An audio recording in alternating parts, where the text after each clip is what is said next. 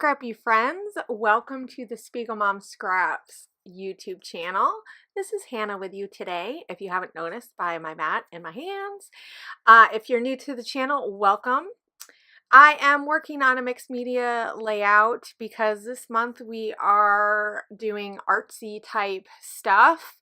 And so I have in mind the galaxy type stuff, like artwork that you can see and find. I know I've done some various stuff on my own channel that is sort of similar to this, but a little bit different. So I thought it would be kind of fun to do it in like a layout, and also to do a layout about the solar eclipse. So I started off with white cardstock. I used white gesso this time. I'm trying out a different brand of white gesso, though it's not really white, just FYI. Okay, and this is American Crafts textured cardstock. I'm using the textured so that I get a little bit of that texture in my page. It's not my favorite because it warps a little bit with mixed media, but if you use enough gesso, it's not too bad. So, and you can always weigh it down. So you'll see some things that I'll show you how to help it not warp so much, because I use a lot of media. So you also seen me use some texture paste. I only used a very little bit because I used a lot of the dazzlers and the pasties, and I just mixed the black licorice, the lava flow, and putting on the glitz. So putting on the glitz has a glitter in it, and I really wanted some of that in there, thinking maybe some of the glitter would shine, but you don't end up really seeing the glitter, but that's okay.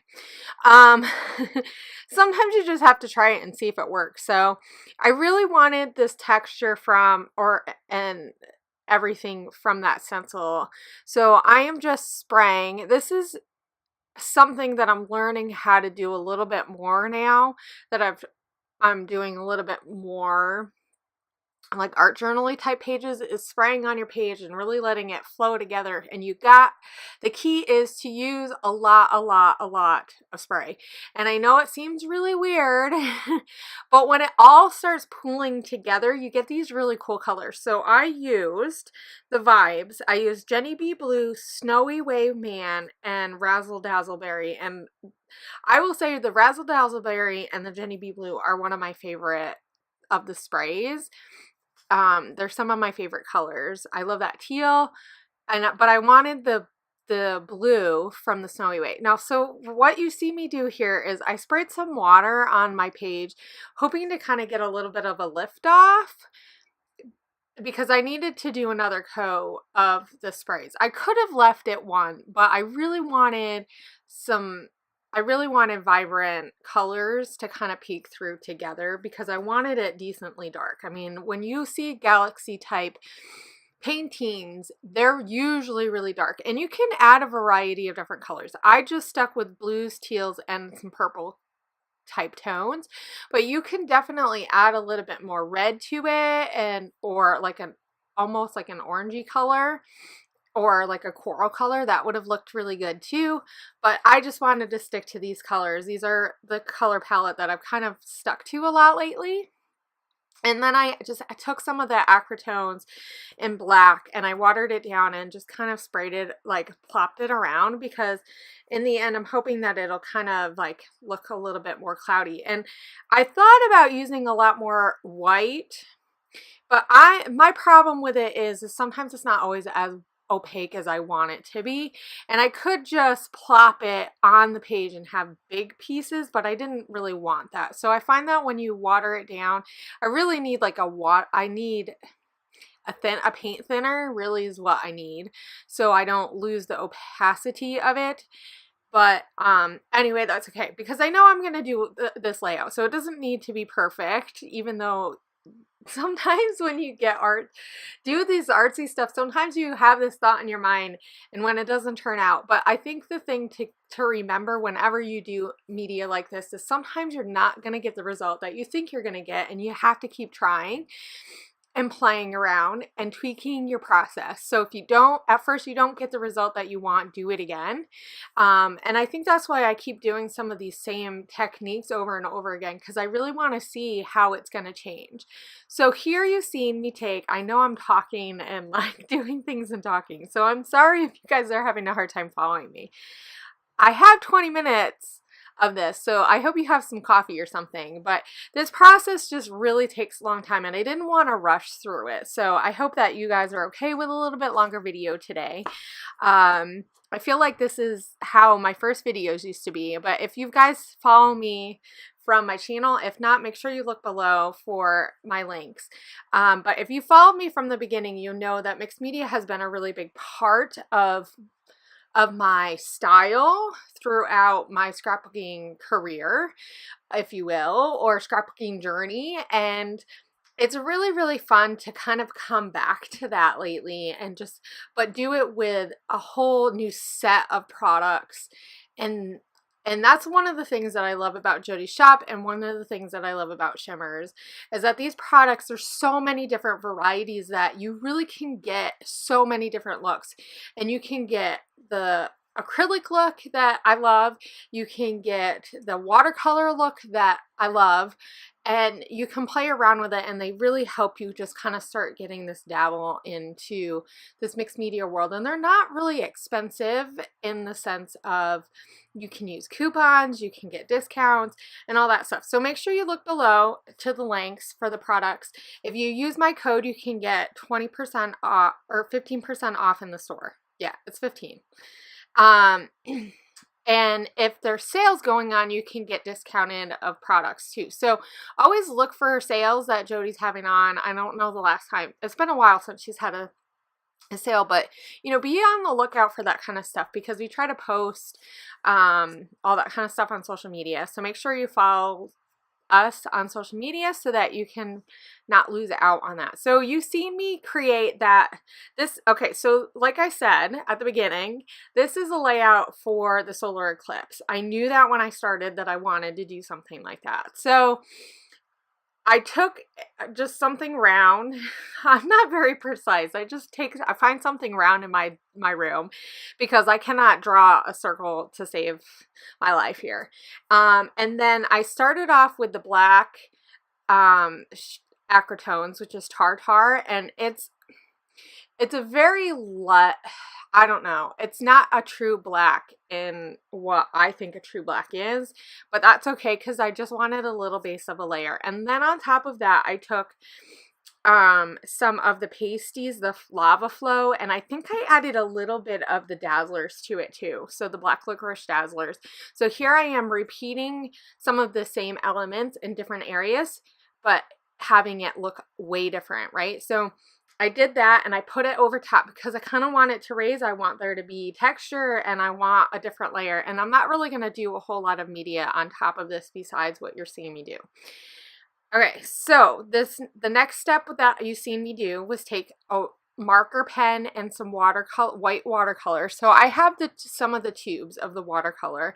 They're concentrated watercolors. They're really fun, and they're usually a little bit cheaper than so they're usually a little bit more than a palette, but a little bit cheaper than like really expensive watercolors. I mean, you could probably find the tubes really expensive, but for a cheaper brand, they're a little bit more, and they're a good way to get a really nice concentrated color, and they last a long time.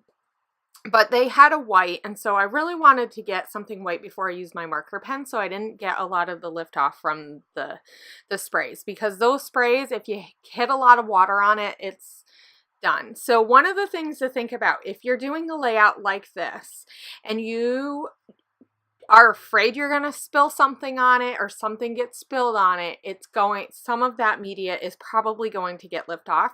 So if you are worried about that, you can always cover it with matte medium. Ranger has a really good matte medium. You could always use Mod Podge or something, or you could find there's sprays that you can spray to just lock in and make sure that you don't lose that. Now also there's something else that I seen Christine Warner use that helped with the distress stuff. so that that wouldn't come off. That is also something to think about, but it causes something, like it puts a film on there. So you have to remember, if ever you're going to do that kind of stuff, you want to do, that's the last step that you want to do, put that on there. The matte medium and any like Mod Podge or anything is definitely going to cover a thicker layer, and you could have lift off with the Mod Podge, or even matte medium if you use a lot of it and your stroke, like if you spend a lot of time putting it on there. So okay, so what you're seeing me do is use gold paint. Now this is gold watercolor, and this is not in Jody's store. So I apologize, but you could definitely do this with some of the sprays. There is the eggnoggin, which I did use some of that, but I find that the eggnoggin is really, really light, so it doesn't have as much shimmer in it. And I don't know if in Jody's store she has a darker, like gold type color. I'll have to look. If I find something, I'll make sure I link below, because Jody has a few different colors that are really similar. But so I wanted more of a gold. So this is why I'm using this paint as opposed to just using the spray. But I wanted to make you aware that you definitely can use the Shimmerz like eggnoggin spray, but you're going to get a lighter color. And I also could have just sprayed it on in different areas, but I didn't want it to muddle with the colors that I already sprayed. So this is why I'm using like a watercolor compared. And this is the Kuretake Starry set, the starry colors, and it's really amazing because it has all these few different colors, and I use mostly the red and the yellow gold, and I just was wanting to put like kind of streaks. Now here's another product that you see me use, and I probably shouldn't have used it, but that's okay. Hopefully it's okay. I wanted to add a little bit more of like a smoky color, like a copper color, just to kind of mix in just a little bit. And so this is Inklings, and this is a Shimmerz product. Jody doesn't have these, but if this is something that you guys are interested in, let me know, or let Jody know, because Jody gets a lot of different products from Shimmerz, and if she thinks that people are interested in them, she's more than willing to try things out. But anyway, but you could definitely use a different kind of watercolor. You could, you know, like I said, I could have used a different darker, like a brown type of spray, and mixed it in with a different Vibes or something, because the Vibes have a shimmer in them. These are just like watercolors. The Inklings are really shimmery watercolors that are very concentrated, and they're really fun to play with. But anyway, so I wanted more of some different colors going on for the eclipse, because I wanted this ball to look like the sun, right? I mean, because that's what it is. It's the moon and the sun coming together to make an eclipse. So, but also I want to kind of add some more like cloud star looking things. So I'm flicking a thicker coarse brush that I have, that I use for a lot of like thicker stuff, and if I want that texture, and then I just water down some white acrylic acritonez. So acritonez has a primer in it, and I made sure it was thicker, and I did that. And then at the very end, I'm going to use some of the eggnoggin, and I'm gonna sprinkle that around too, to get a little bit more of like bigger clumps, but also get some more spritz of gold on my page, just because the eggnoggin is a little bit of a lighter gold, like I said. So yeah. So now I am building on my layout. I definitely decided that I wanted to put it on cardstock, because I wanted to have that extra layer to help it not warp as much, because I added a lot of stuff. I mean, you've seen all that stuff I added. It really can warp your page. So by adding, and if you wanted something even more stable, you could always add like some cardboard, or like when you get your kits, sometimes you'll get, or orders, you'll get a piece of like thicker cardstock, like craft cardstock or something, and you could always use something like that. But also another thing that I do is I like to put, if it really is bothering me, I will put it underneath something really heavy. Now, just remember, if you do this and you have layers, they might get squished a little. So that's also something. But I find that once I put them in the protectors and the albums, the weight of everything just kind of helps it work its way out, and it's not as bad. But you definitely want to make sure you use like a gesso, because that's going to help it not warp. If you don't use a gesso on a mixed media page like this, it's just going to be very, very warpy. And also, you could also use like a watercolor. I know a lot of ladies use watercolor paper or like a mixed media paper. You could do that too if you know you're going to do a lot of work like this. I just am really enjoying having a layout that's super artsy, and then just add like a photo to it, and it'd be nice and fun. So I'm working on layers, and I tried to pick colors that I used in my layout. So I went into my scrap bin, except for this paper here by Maggie Holmes. That's from the new Carousel collection. But it had some of the pinks and purples that I thought, and some blues that I thought would help match with my page. So but like I said, I stuck with a lot of blues and some dark colors just to kind of mimic what was going on, and I just used all scraps. I mean, you can see here I'm fussing around quite a bit with it because I just really want to keep it really compact. I don't want it to take up too much of the space because this layout is amazing already, right? I mean, it really I could have just not done anything. I contemplated not really doing anything to this because that background turned out so amazing. I mean, oh, you guys gotta see the close-ups. I think this is one of my favorite ones that I did. It turned out so fun and everything.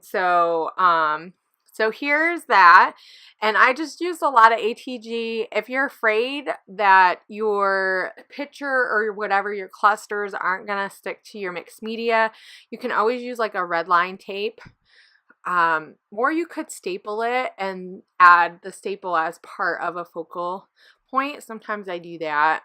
It just depends.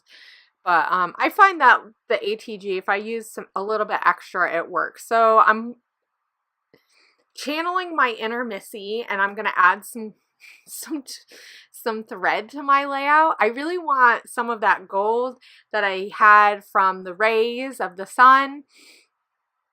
It's just kind of coming through onto my